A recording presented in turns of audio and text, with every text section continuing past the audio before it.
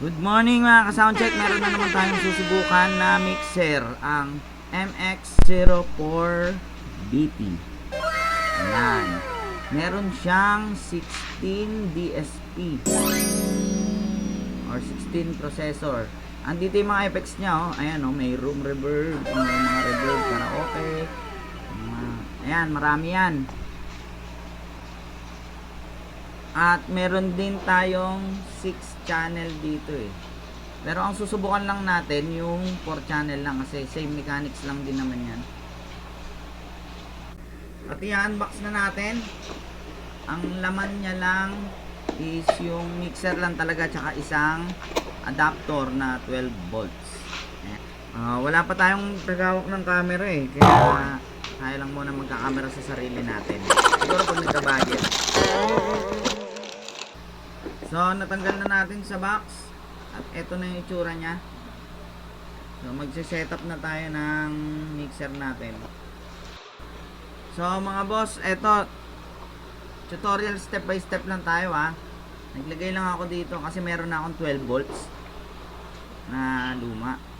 Ayan, yun yung ilalagay ko dito sa likod. Para yan sa power niya. So, nailagay na natin. Make sure lang mga boss na nakapatay at volume down yung, kasi pag nakabukas ang amplifier at naka-volume up yung amplifier mo, pagbukas mo ng mixer mo biglang lalagabog yan. So yun yung lagi nyo tatandaan mga ka-soundcheck. So itong dalawang RCA na to, nilagyan ko lang siya ng converter para maging mono, para maikabit ko siya dito sa mixer na to. Wala kasing RCA to eh.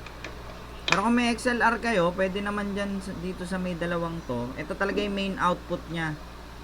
Kung Bluetooth naman yung gagamitin nyo, pipindutin nyo lang tong menu. Lalabas na yung blue dyan. Tapos pwede na kayong mag-connect ng kahit anong device nyo na may Bluetooth. Tapos pagka beginner ka, lagi nyo tatandaan, ilagay nyo lang muna lahat ng mga pinipihit sa gitna lang. Yung volume, syempre down. Tapos patayin nyo yung mga plus 48 volts na yan.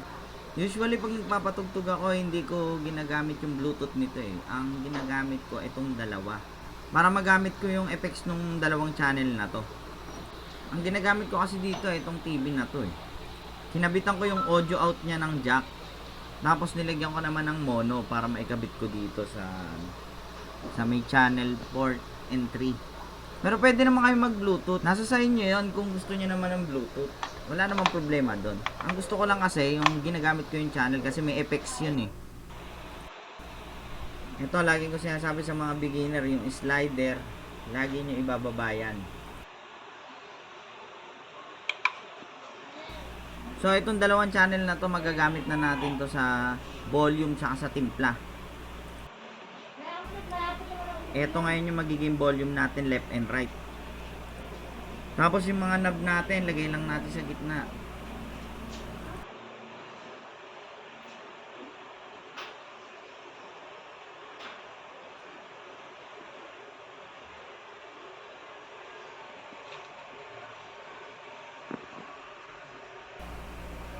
Ito namang channel 2 na to, ito yung gagamitin natin mamaya sa mic. Ayan, ilalagay lang natin sa gitna lahat yan kasi titimplahin natin yan kapag tumutunog na. So pwede na tayong mag soundcheck mga boss. Tara.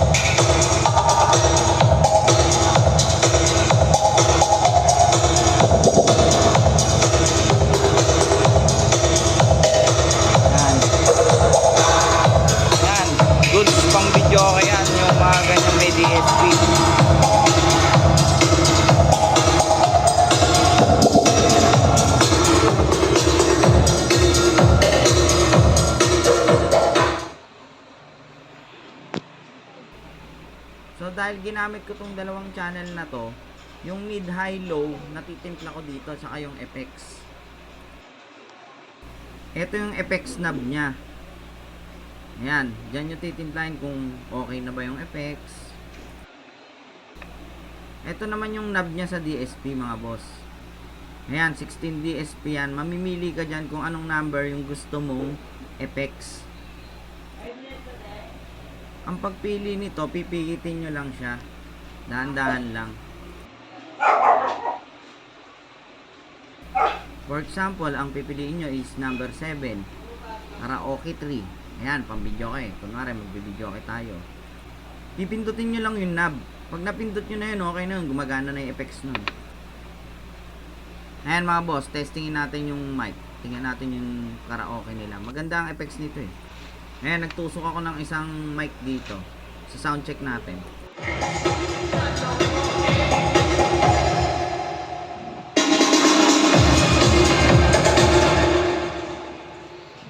Hello, hello, sound check, hello.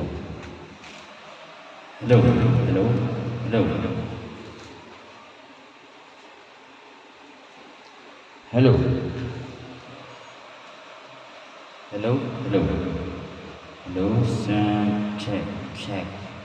Hello, hello. Hello,